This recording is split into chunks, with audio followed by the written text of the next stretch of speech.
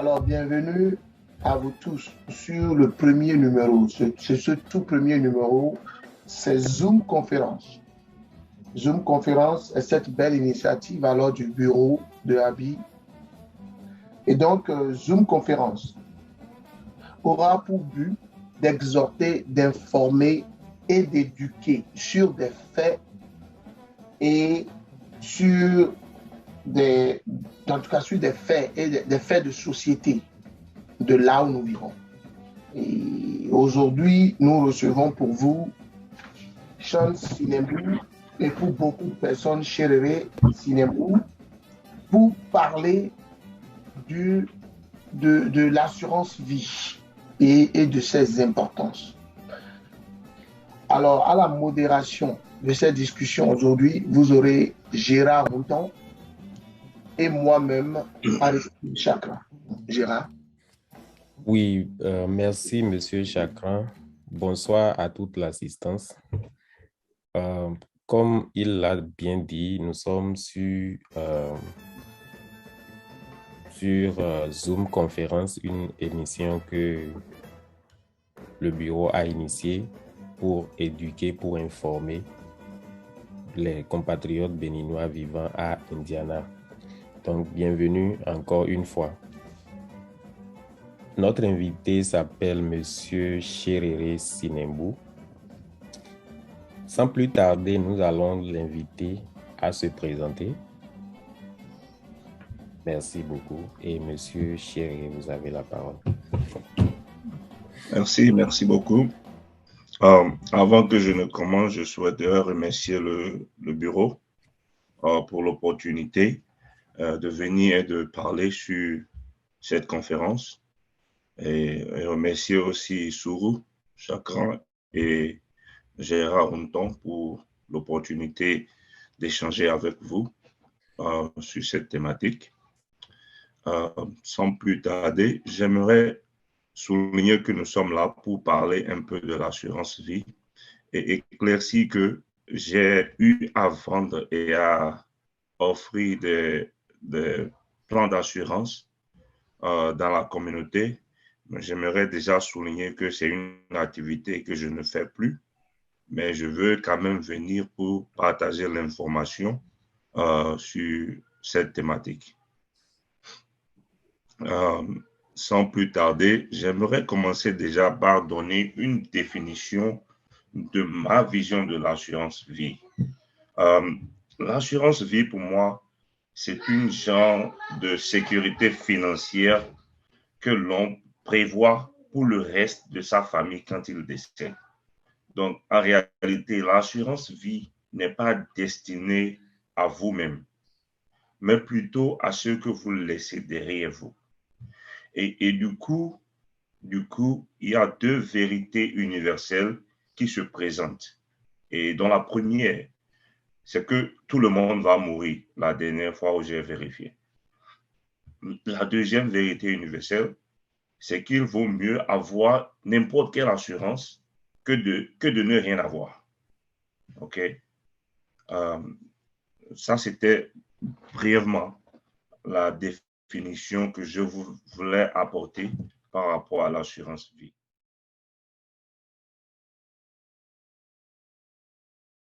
Moi, j'aurais bien voulu savoir quels sont les types d'assurances qui se posent à nous, même si ce n'est pas dans toute sa globalité. Et vous avez quelques exemples de types d'assurance vie qui sont dehors là pour nous si on voulait en acheter.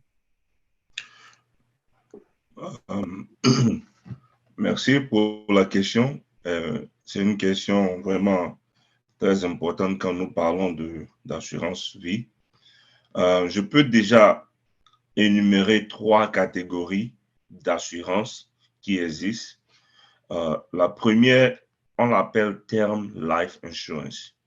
C'est une assurance à court terme. Tu peux acheter une assurance sur 15 ans, sur 20 ans, sur 10 ans ou sur 30 ans. C'est ce qu'on appelle Term Life. Et souvent, ce genre d'assurance est moins cher.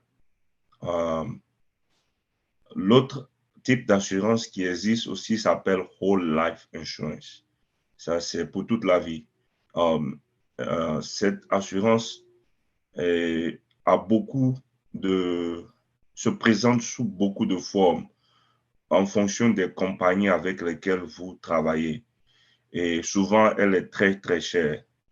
Et souvent, elle décourage un peu en matière de choix d'assurance. La troisième catégorie, c'est ce que nous appelons Final Expense.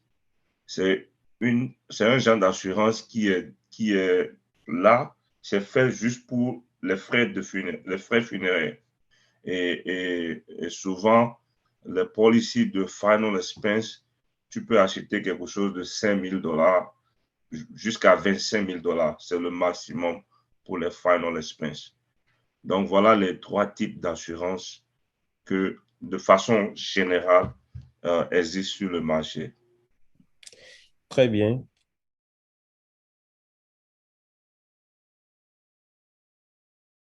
Monsieur Chéréré, vous allez bien vouloir nous dire, bon, vous aviez commencé par le dire avant, quelle est vraiment l'importance de prendre une assurance vie? Si vous pouvez aller encore plus en détail, parce que je vous ai écouté tout à l'heure donner deux citations ou bien deux, je ne sais pas comment je vais appeler ça. Si vous pouvez aller plus en détail pour nous expliquer vraiment pourquoi chacun de nous devrait avoir une assurance vie. OK. Du coup, je vais répondre à votre question de plusieurs manières. Mais du coup, je vais dire que est-ce que tout le monde a besoin de l'assurance vie? On peut un peu débattre ça. Je peux répondre superficiellement en disant que non. Vous pouvez vous en passer de l'assurance vie. Et beaucoup parmi nous ne l'ont pas, pour commencer, mais pour de mauvaises raisons. Mais il y en a qui n'en ont vraiment pas besoin. Et quand je dis qu'on n'en a pas besoin, si vous avez les reins suffisamment solides côté financier et que vous avez mis suffisamment d'argent de côté pour votre retraite, pour l'éducation de vos enfants, et même au point où vous en avez plus que cela, vous pouvez vous en passer de l'assurance vie. Parce que cela signifie que vous avez une sécurité financière qui est déjà là. Maintenant, le besoin et l'importance de l'assurance vie se fait remarquer quand vous ne remplissez pas ces conditions. Et c'est là que nous tous, nous devons y réfléchir. Et mon objectif ici n'est pas de dire que tout le monde doit aller acheter l'assurance vie, mais l'assurance qui nous permet de payer les frais funéraires, cela doit être au moins un minimum que tout le monde doit avoir. C'est-à-dire, même si vous ne planifiez pas pour laisser quelque chose pour votre femme ou vos enfants, et au moins ne les laissez pas avec une dette ou une dépense quand vous partez. Je ne sais pas si je me fais expliquer par rapport à l'importance Oui, de très bien. l'assurance. Très bien, je pense que ça répond à ma question.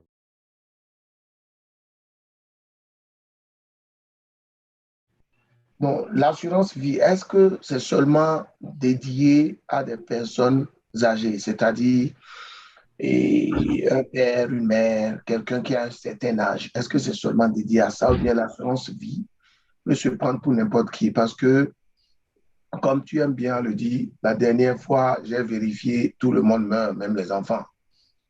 Et donc, est-ce qu'il y a possibilité que nos enfants soient éligibles pour avoir une assurance vie ou quoi?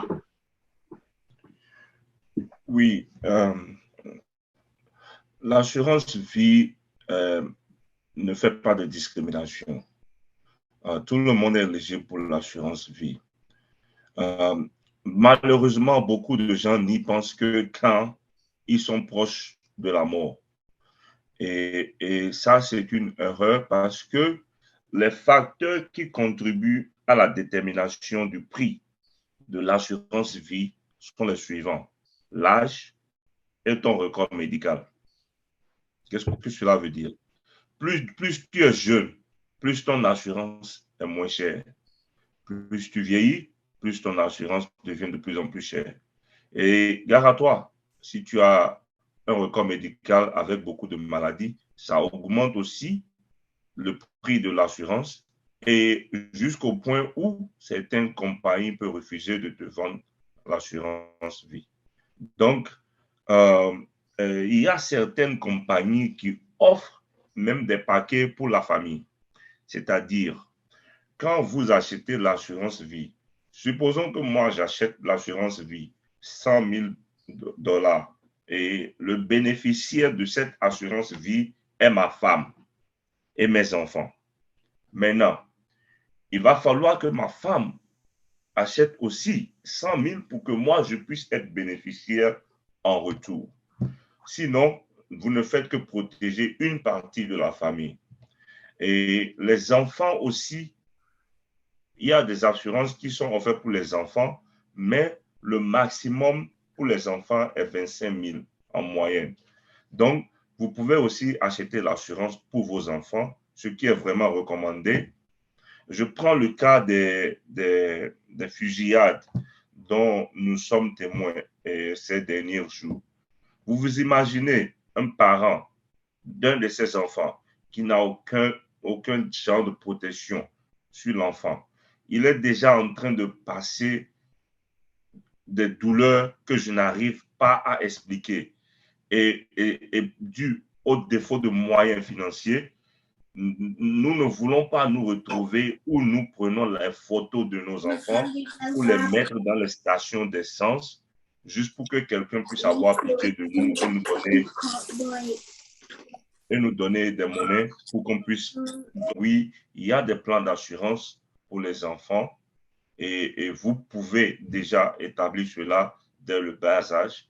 Et cela fait d'eux qu'ils deviennent ce qu'on appelle insurable. C'est-à-dire qu'ils sont déjà reconnus dans le système et quand ils grandissent et pour acheter leur assurance, ça devient encore plus facile parce qu'ils avaient un plan dès le bas âge. Maintenant, vos enfants seront couverts jusqu'à l'âge de 25 ans. À l'âge de 25 ans, ils doivent prendre leur propre policy.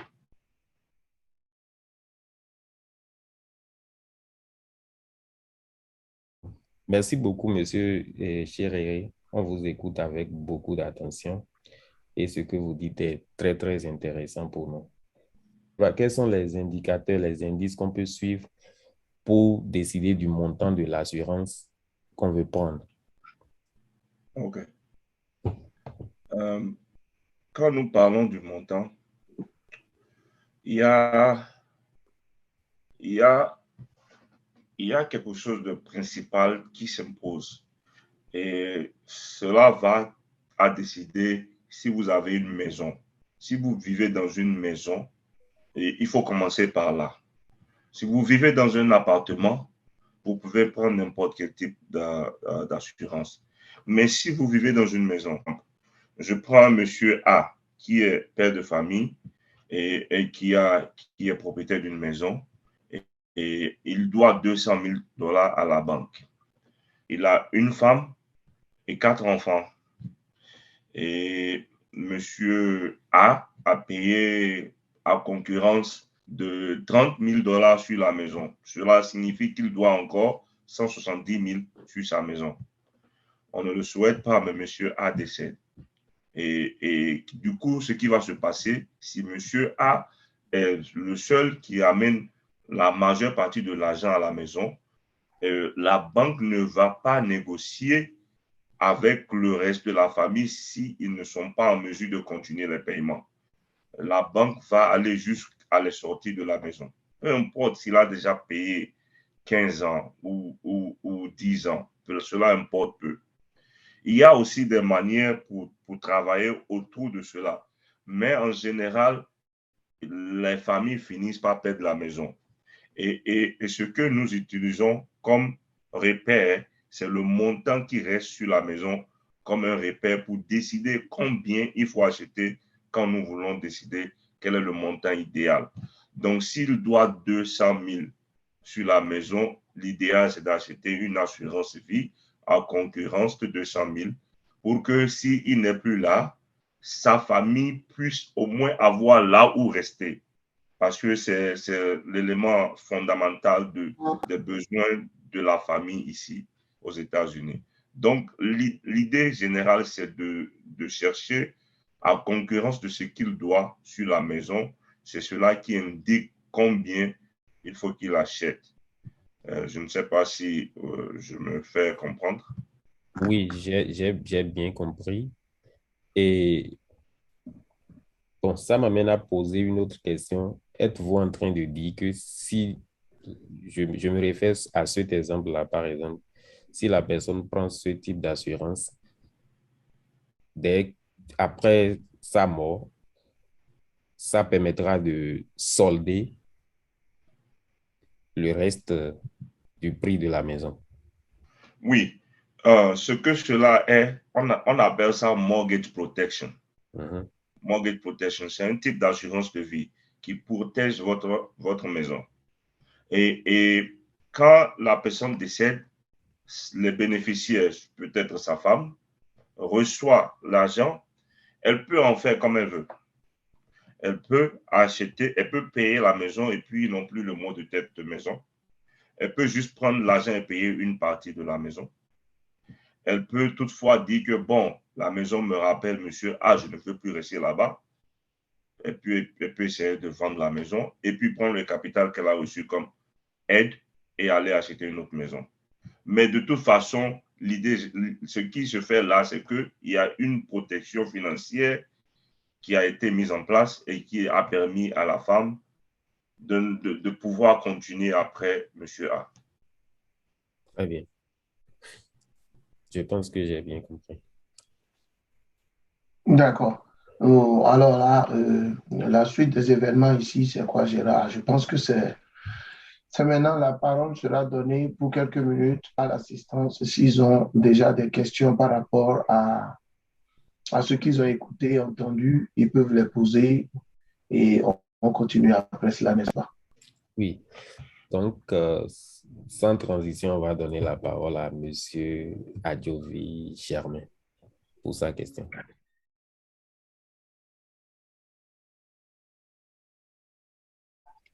Les employeurs aujourd'hui, la plupart donnent l'assurance vie gratuitement. Bon, je ne sais pas d'autres employeurs, mais la plupart que j'ai travaillé, on donne ça gratuitement. 2 ou 3 maintenant déjà qui donnent ça gratuitement. Maintenant, est-ce que eux, ils donnent full package ou bien c'est maintenant que Sean a dit ça, parce que avant dans l'assurance, moi je me disais bon, j'ai assurance vie, mais est-ce que ça couvre tout ou bien maintenant il faut partir vraiment fouiller dans le policy pour comprendre ce qu'on te donne comme package? Parce que chaque fois je me dis bon, j'ai déjà assurance vie quoi. Maintenant, c'est quoi on a dans ça? Est-ce que c'est tout ou bien il faut vraiment partir fouiller dedans quoi? OK. C'est un peu ça la question. Et maintenant, est-ce qu'il a déjà une idée des prix sur le marché, par exemple pour mortgage protection et des trucs pareils quoi? S'il a des idées, il n'a qu'à lancer dedans. Merci beaucoup. Bon, ce que moi, la question que je veux poser est, est-ce que il est possible d'avoir group insurance? Est-ce qu'il est possible d'avoir group insurance et comment ça va se faire? C'est vraiment important d'avoir une assurance vie quand même. Ça nous permet de ne pas laisser notre famille, comme l'a dit M. Chan, dans des problèmes économiques quand nous ne sommes plus ici. Parce que, comme il a dit, d'une manière ou d'une autre, nous sommes appelés à partir à un moment donné. Et je sais que dans nos traditions, ce n'est pas une bonne discussion que de parler du départ, du grand départ. Mais la réalité aujourd'hui, c'est que tellement la vie a évolué et que les besoins ont évolué, que les gens ont trouvé des moyens de nous permettre de ne plus partir et de laisser des problèmes derrière. Donc, et de ce point de vue, il faut qu'on en parle alors. Ce n'est pas nécessité que nous parlions. Ce n'est pas mauvaise foi ou bien pas une mauvaise intention, mais ce n'est pas nécessité. Et si je peux parler, je peux partager la petite anecdote ici, c'est que même avec madame à la maison chez moi, la première fois on en a parlé, ce n'était pas facile parce qu'elle ne voulait pas en parler. Elle se disait que ce n'est pas quelque chose qui est bien à discuter, mais la réalité, c'est que, bon, finalement, elle a compris. C'est important. La mort ne prévient pas. Et on doit s'y préparer et faire face d'une manière ou d'une autre. Donc, c'est mieux, les assurances vie. Donc, pour répondre à ta question, effectivement, beaucoup de boulot offrent ce que nous appelons assurance vie. Mais ce qui est gratuit, c'est à concurrence souvent de 50 000 et que les boulots offrent gratuitement. Vous avez aussi l'option d'acheter plus, c'est-à-dire, ils vous donnent 50 000 gratuitement et vous pouvez demander à aller jusqu'à 100 000 et vous payez quelque chose de très insignifiant pour pouvoir augmenter cela. Moi, j'ai payé $5 par paycheck pour augmenter 50 000 ou 100 000 sur ce qu'ils m'ont donné gratuitement. Mais l'inconvénient avec l'assurance que les boulots nous offrent, c'est que souvent dans le policy, autant que vous travaillez pour eux, vous avez l'assurance là. Il faut souvent vérifier que c'est une assurance que vous pouvez emporter avec vous quand vous quittez le boulot. Si cela n'est pas le cas, c'est une assurance sans garantie.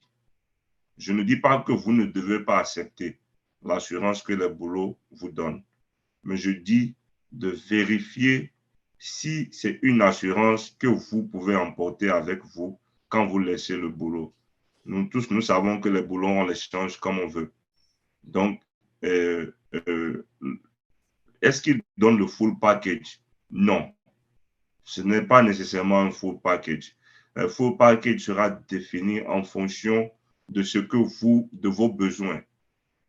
Ça dit, si vous avez besoin d'une assurance de 200 000, eux, ils vous donnent seulement 50 000. Maintenant, quelles sont les clauses de cette assurance? C'est-à-dire, qu'est-ce que ça couvre, qu'est-ce que ça ne couvre pas? Est-ce que ça vous paye en période de pandémie ou pas? Ça, c'est des détails que vous devez vérifier pour vous rassurer de quel genre d'assurance ils vous offrent. Mais ma recommandation est toujours d'avoir une assurance à vous-même propre. Et comme il le dit souvent en investissement, il ne faut pas mettre tous vos œufs dans un seul panier. Donc, essayez de diversifier un peu. En matière de prix, les prix varient. Donc, pour qu'on vous donne un prix en assurance, il va falloir prendre vos informations et les mettre dans des systèmes pour pouvoir générer les offres qui pourraient être présentées à vous. Les informations souvent qu'ils demandent, votre nom, votre âge, parfois le social et votre adresse, et il faut remplir tout un formulaire. Parfois, on vous demande si vous avez des enfants, l'âge, parce qu'on veut projeter les frais d'éducation des enfants s'ils vont aller au collège, à l'université. Donc, il y a toutes ces données-là qui rentrent dans... Si vous avez aussi une maison, ça fait partie de la détermination du prix. Il y a une compagnie avec laquelle j'ai travaillé qui fait ce qu'ils appellent une analyse financière de la personne. C'est-à-dire, avant de vous faire une proposition d'un plan d'assurance, ils vous font une analyse financière pour déterminer financièrement comment vous êtes aujourd'hui et qu'est-ce que cela représente dans 20 ans, dans 10 ans. Et ils font une projection. Et cela vous permet à vous-même de voir quel est le besoin. Je pense avoir répondu à la question de M. Adjori Germain. Si il a besoin d'éclaircissement sur quelque chose d'autre, je lui donne quelques minutes. La deuxième question est de M. Kadia Désiré. Et dans ma connaissance, les seules assurances groupe en dehors de la famille, c'est les assurances que les boulots offrent aux travailleurs, aux employés. C'est ça, c'est le seul type de groupe assurance que je connais. Mais si ta question est de savoir si toi et moi et puis d'autres personnes pouvons former un groupe pour acheter une assurance ensemble, ma réponse selon ma connaissance est non. Mais s'il y a une organisation, un boulot qui achète, il peut acheter une assurance de groupe et puis distribuer aux travailleurs. Et quand on est en famille, la question n'existe pas. On peut acheter, si la famille est égale au groupe, on peut acheter en groupe.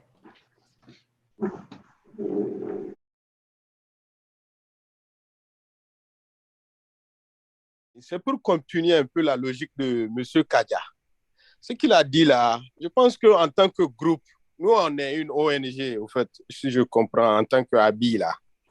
C'est pour continuer dans cette logique-là. C'est très, très, très intéressant. Si Chéréré peut nous éclaircir en tant qu'ABI, là, en tant qu'une organisation, là, est-ce qu'on peut prendre vraiment? Parce que maintenant, c'est une entité. ABI, c'est comme une entité. Ok.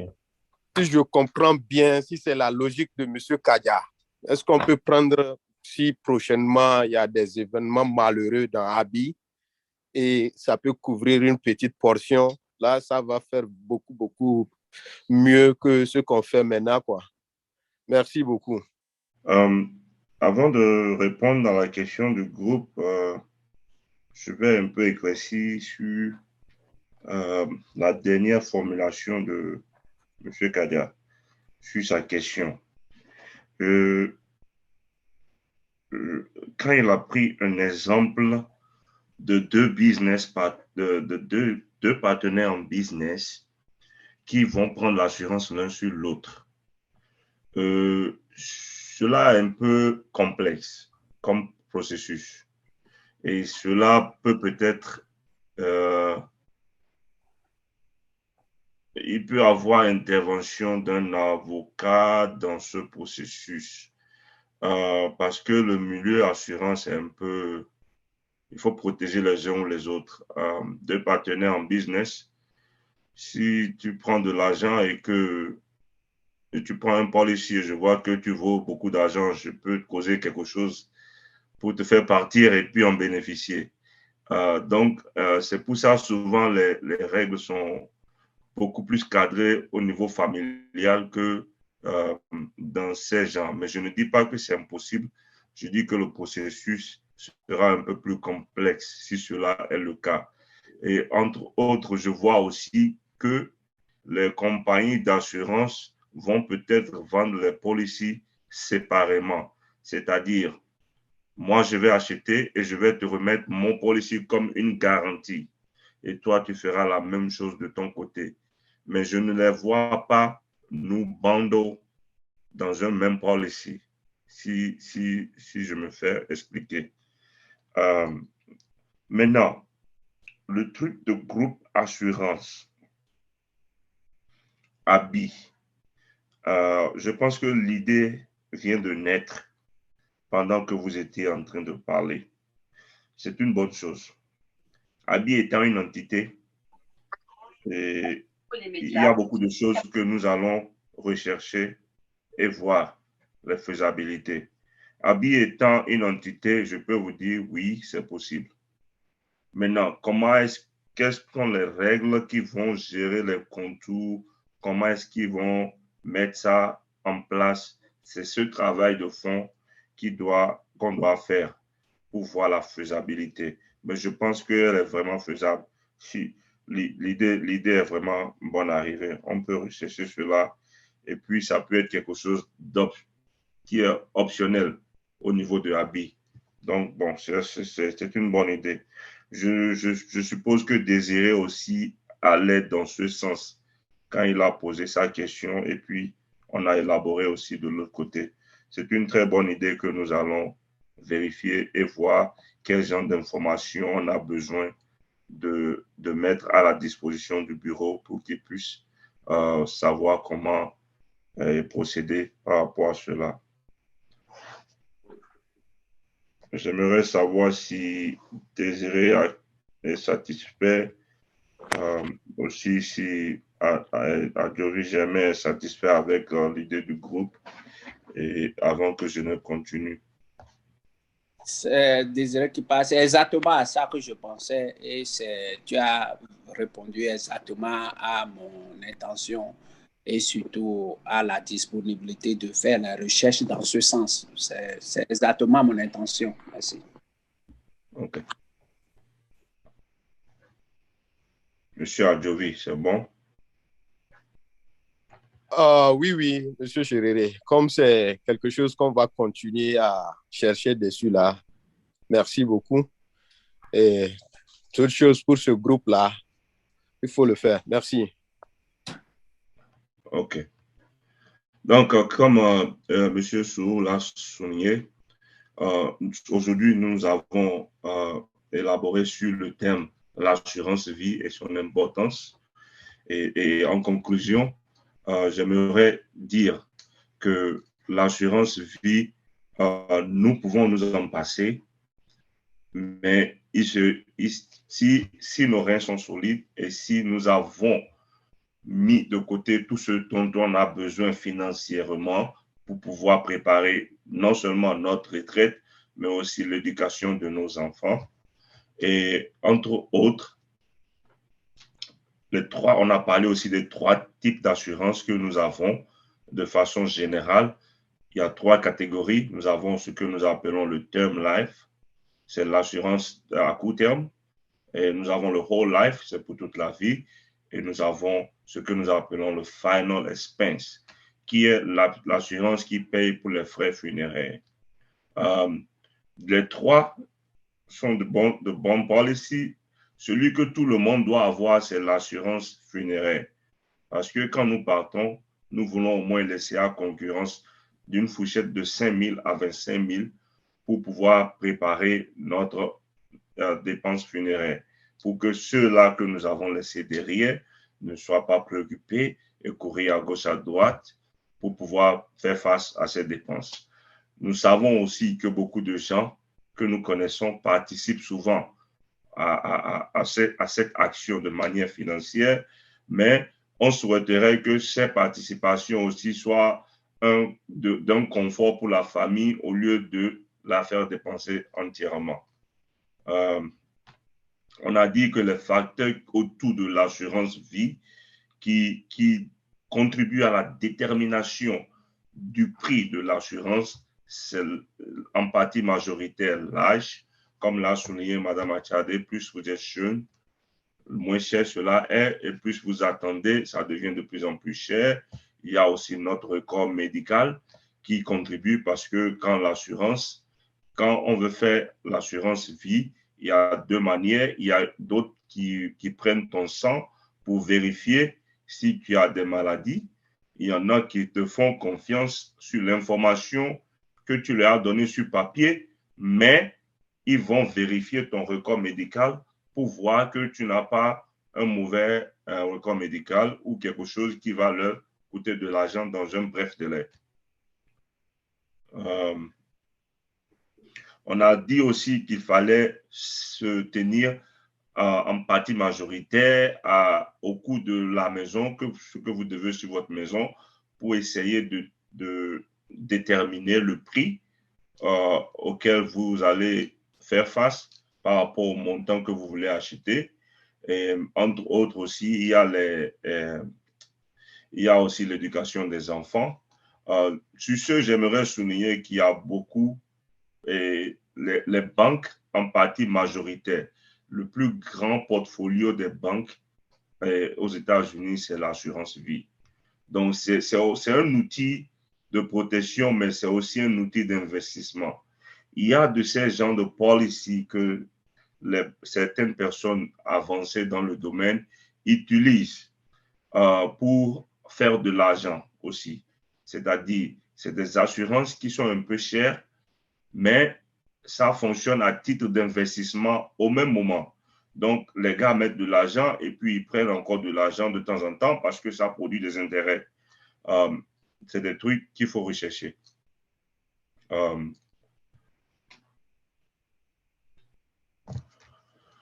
Est-ce que nous pouvons protéger nos enfants? Bien sûr, nous pouvons protéger nos enfants.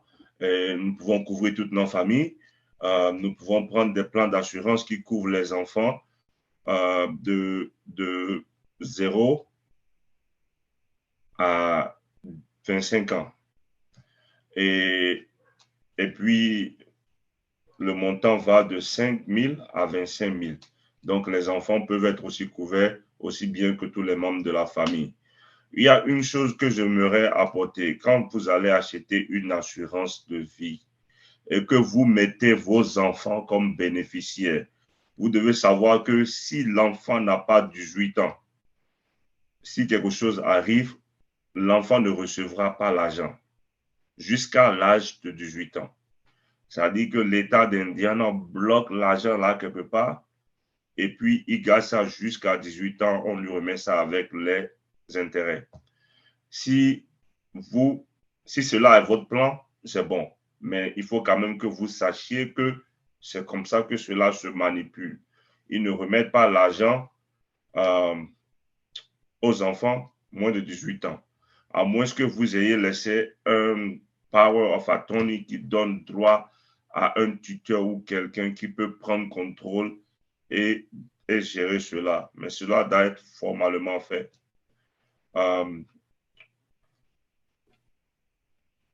Il y a aussi des procédures pour mélanger des plans d'assurance avec des plans d'investissement. En réalité, quand nous sommes jeunes, nous avons besoin de l'assurance pour nous couvrir quand nous sommes jeunes, pour que nous puissions simultanément commencer un plan d'investissement qui va avec le plan d'assurance vie. Et cela vous permet qu'après avoir fait cela pendant 15 ans, en réalité, vous n'avez plus besoin du plan d'assurance, mais vous pouvez maintenant vous consacrer sur l'investissement. Donc, souvent, il y a ce genre de plans-là qui sont disponibles aussi, qu'il faut rechercher. Ça va de pair, l'assurance vie et les investissements. Au début, vous avez besoin d'assurance vie au cas où quelque chose vous arrive pendant que vous n'avez pas encore atteint le niveau que vous voulez d'investissement. Et dès que vous atteignez ce niveau, vous pouvez vous en passer de l'assurance vie. Et vous pouvez juste avoir l'assurance pour payer les frais funéraires. Donc, en gros, Sourou et Gérard, voilà, bref, j'ai essayé de généraliser tout ce que nous avons discuté et apporter d'autres éléments. Je vous retourne la parole et je vous remercie pour l'opportunité que vous m'avez offert de venir ici et de partager le peu que je connais sur l'assurance vie et je vous en suis reconnaissant. Merci beaucoup. Merci beaucoup. Je tenais à remercier M. Sinabo pour l'exposé. Je remercie tous ceux qui ont participé à cette conférence aussi. Et je veux aussi ajouter quelque chose par rapport à l'assurance. Comme tout le monde a eu à le dire, c'est très important. Ce n'est plus un luxe, c'est une nécessité parce que ça nous permet d'éviter ce que nous voyons de nos jours dans la communauté. Dès que nous assistons à des départs, personne ne prévient. La mort ne prévient pas, ça vient subitement. Que ça soit jeune ou vieux, nous sommes tous condamnés à partir un jour. Personne ne sait comment on va partir. On ne le souhaite pas, mais nous avons été contraints à des réalités qui nous amènent à faire des GoFundMe pour pouvoir participer aux funérailles. Alors que investir dans un plan d'assurance et tout nous épargne de ces moments-là après notre départ. Donc, non seulement ça protège la famille, mais nous-mêmes, nous prenons nos dispositions pour qu'après notre départ, qu'il n'y ait plus de soucis, qu'on sache qu'on a déjà pris des dispositions pour les funérailles nous concernant. Donc, je voulais attirer l'attention un peu sur ça pour que nous ne commencions pas à y penser. Qu'on soit jeune, qu'on soit vieux, nous avons tous la possibilité de souscrire à une assurance vie qui n'est plus désormais un luxe. Je crois que c'est ce que je voulais ajouter par rapport à ce que M. Sinambo a dit. Je crois que Monsieur le Président Kadja et Monsieur Adjovi ont souligné une possibilité, je crois Mme Achade aussi, une possibilité pour une assurance de groupe. C'est une possibilité que nous allons voir de notre côté, comme Monsieur Chan a promis. Vous allez prendre les renseignements avec nous pour voir quelles possibilités on peut engager ce genre d'opportunité. On ne promet rien, mais on ferait ce qu'il faut si c'est possible. Donc, voilà ce que je tiens à ajouter. Je vous remercie. Merci, Madame la Présidente. L'assistance, est-ce que quelqu'un a quelque chose d'autre à augmenter, sinon que Gérard? Oui, tu peux clôturer. Donc, merci beaucoup à l'assistance. C'était un plaisir de lancer cette première édition de discussion à bâton rompu sur des faits qui nous impactent ici aux États-Unis avec l'émission qui désormais sera appelée Zoom Conférence et c'est la deuxième émission de Abi. Et donc, ici, nous discuterons des faits qui impactent les vivants béninois que nous sommes ici aux États-Unis. Et donc, on retient que l'assurance aujourd'hui était le sujet que nous avons débattu et que l'assurance est vraiment quelque chose de très important pour nous à avoir ici aux États-Unis aujourd'hui et que nous allons continuer par faire des recherches sur la possibilité d'avoir une assurance pour l'entité qu'est Abi. Donc, c'est ce que je retiens de nos discussions aujourd'hui. Et j'aimerais dire merci à vous tous qui avez participé. Espérons que cette conférence devienne plus grande et que nous puissions avoir beaucoup de participants à ceci. Je tiens à remercier le bureau pour leur clairvoyance et leur acharnement au boulot. Et nous avons pris note et nous voyons tout ce qui se passe et nous allons aider à la mesure de notre possible. Gérard? Oui, je crois que tu as bien résumé. Nous remercions tous ceux qui ont participé à cette première édition de Zoom Conférence. Il y aura d'autres thématiques, de nouvelles thématiques que nous allons chercher qui seront très intéressantes et qu'on va aborder dans les prochains mois. Donc, nous remercions beaucoup M. Chéret qui nous a éclairés et tous les participants. Et je pense qu'on va se souhaiter bonne semaine. Et sur ces mots, on va clôturer la séance.